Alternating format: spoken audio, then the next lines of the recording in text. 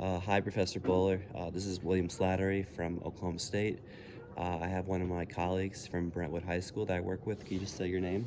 Melissa Rodlitz. Thank you so much. So you are a teacher at Brentwood High School. Obviously, very experienced. You've worked with many students as well as colleagues. Can I just ask you a question? How do you deal with turnover in the business as a teacher? Students leaving. Students leaving as well as your colleagues leaving.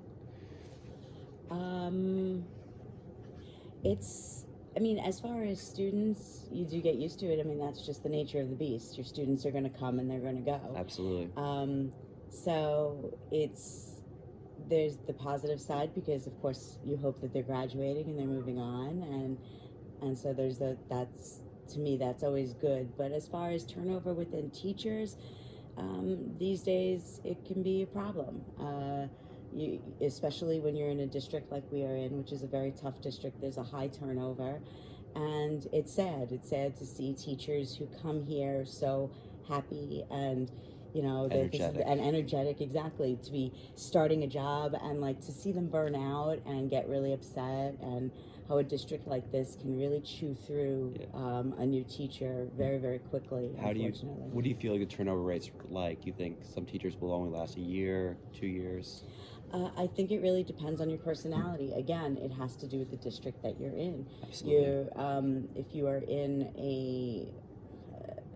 a district that's, I hate to say it, but a little bit more affluent, where presence is different, then you're going to have less of a turnover. Teachers are going to be happier. They're going to have a better, they're going to have students that might be a little bit more respectful, and therefore they'll be happier in their position. Absolutely. Whereas here in this district, it can be extremely tough and difficult. Most of our children have extremely bad home lives. Of course, yeah. And you do have to learn how to deal with that. Absolutely. So, going off that, how do you apply your values to the classroom?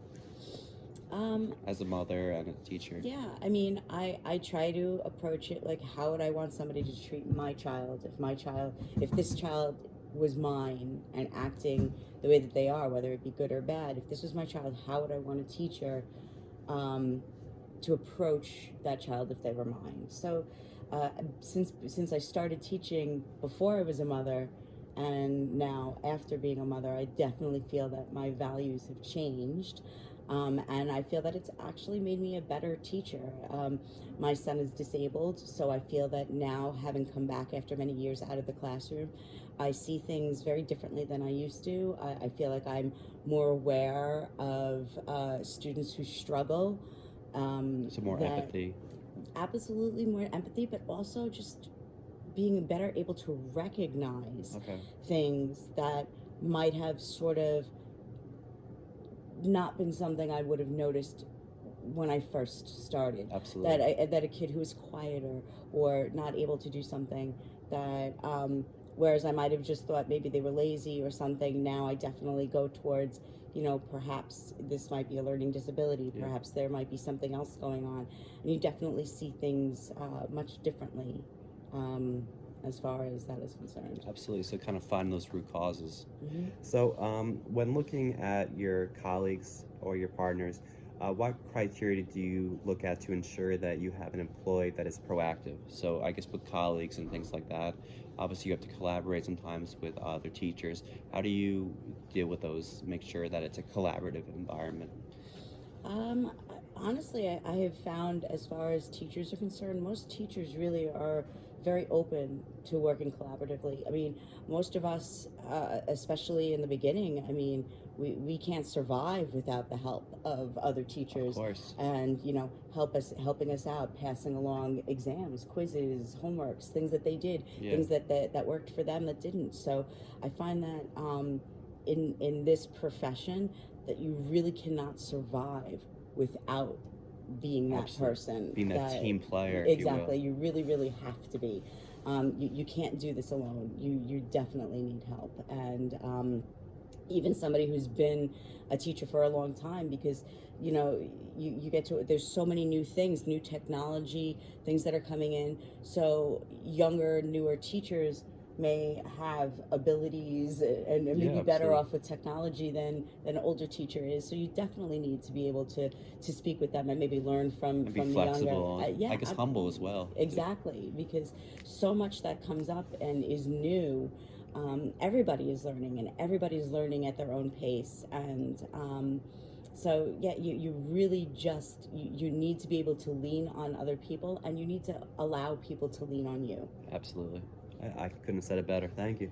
What strategies do you use to motivate your students, um, that can be a little bit more difficult. especially in a district like Brentwood? Exactly, especially in a district like this. Motivation, for me, when I was a kid, just being passing, that was enough to motivate me. Oh, you're gonna fail? Oh, okay, motivation. That's enough.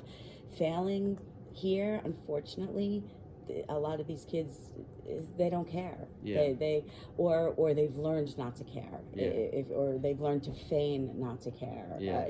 Because it makes them seem weak if they care about their grades in some ways. Yeah. So it's motivation is definitely a little more difficult, and I think that each teacher really has to find within themselves what it takes to motivate, and everybody's personality is going to be a little bit different. Is it going to be positive reinforcement? Is it going to be simply grades? Is it going to be, hey, we'll do a party, hey, we'll, here's some, here's something like this.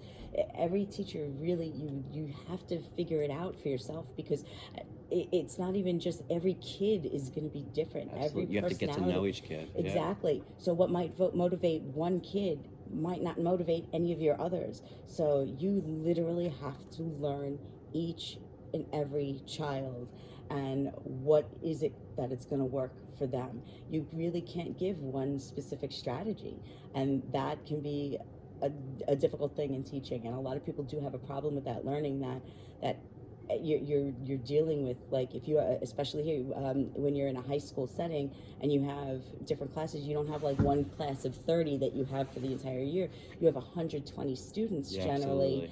absolutely. And especially for like someone like you, who you have the business class, so you're halfway through the year, you get a whole new set of students. Yeah, absolutely. So forming those new and relationships. Yeah. So exactly, look, we spoke about it, and you have a new relationship that's going to be starting next week, that you're going to have 120 new students, New faces that you have to to learn, yeah. all start it all over again. Absolutely. And every single kid is different, and what motivates them is completely different.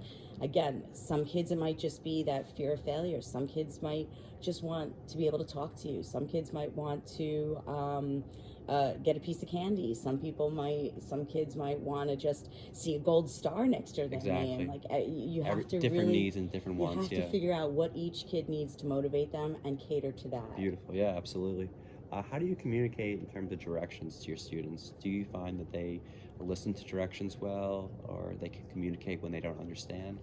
Yes and no. Again, every kid is different. Absolutely. Some kids, you need very little direction. You can tell them, here's, independent. and they can do their work, and you can lay it out for them. And some kids need every single thing explained to them, and it's not always a learning deficiency. Sometimes it's laziness.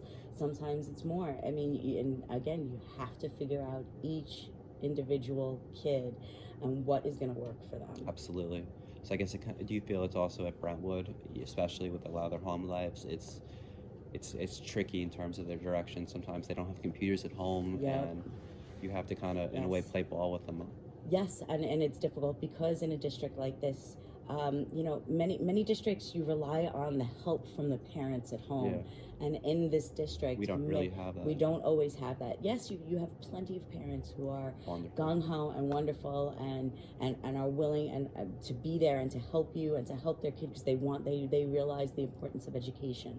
But you also have a lot of parents who don't feel that way. You have many parents who've come here from other countries where education stops at like 4th or 5th grade. Yeah. So when they come here, and the Lands of Plenty, they want their kids to be working and earning money for different the household. Values. They're 15 years old. They should be working. They shouldn't be in school. Exactly. So it's very hard to get help from parents and from the family, when you have a parent who's telling you, well, I really would rather my kid be working and not be in school anyway. Yeah.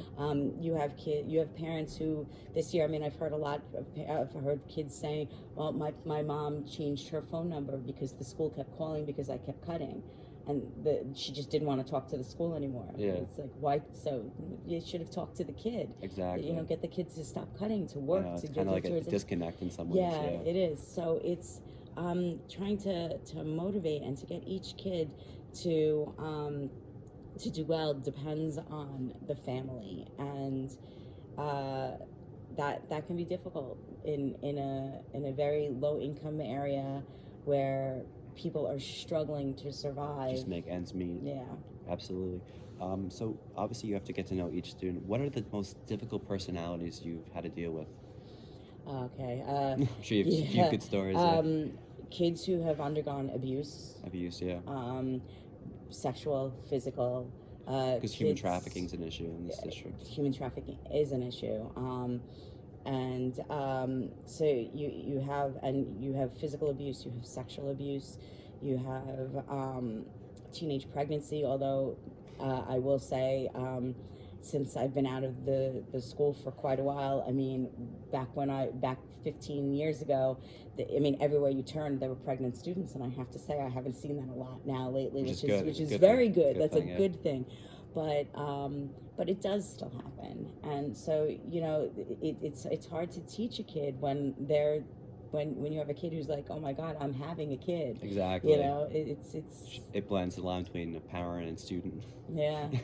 Literally. It really does. It's interesting. And how do you communicate with the administration? I mean, or is it more of a top-down approach you feel here? It's really, again, it depends on what you're doing. Okay. If you are doing your job and you're doing everything, there shouldn't be a top down. You shouldn't have to, I mean, other than like your department head telling you, here's what's going on, here's what's happening, here's what I found out, here's what you need to know.